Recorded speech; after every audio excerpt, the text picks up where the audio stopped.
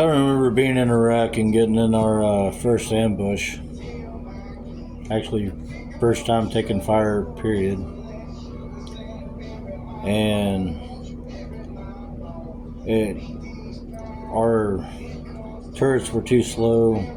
I stood up on the swing of the turret and returned fire with my M4. And I remember seeing an RPG getting fired. And it all seemed like it was just in slow motion, to where it seemed like 100 yards over my head, and just watching it. And the whole time I'm taking fire, and I was more concerned on where that explosion was going to happen than taking the bullet, I guess, at the time. But anyways, there was two of them that was in the alleyway, one firing the RPG, another one firing the AK.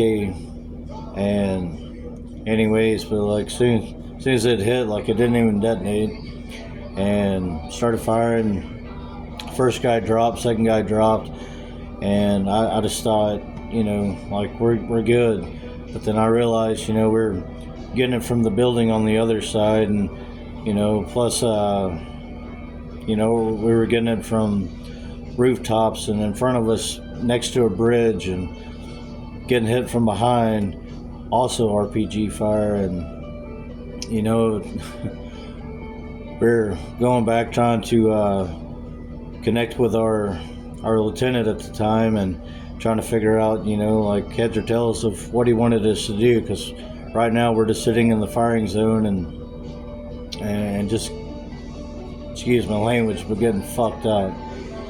And anyways, many gunshots, many shells expend, things started slowing down a lot, and then we were just taking fire from this one mud hut, and we ended up cordoning off the area.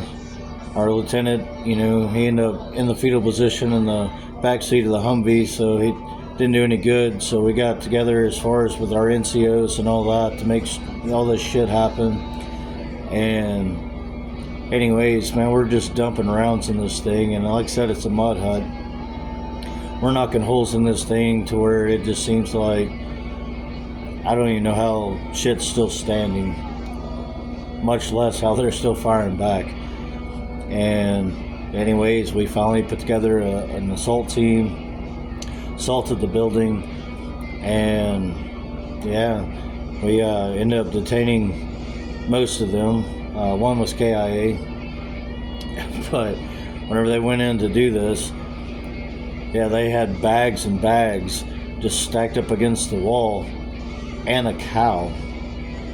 So, the cow was dead as shit, but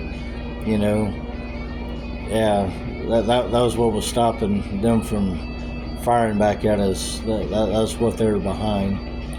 And once I thought it was all said and done and over with, and all that, one of the Arabics that I put down in the beginning come crawling up there, and anyways, apparently I didn't land as good of a shot as I thought I did.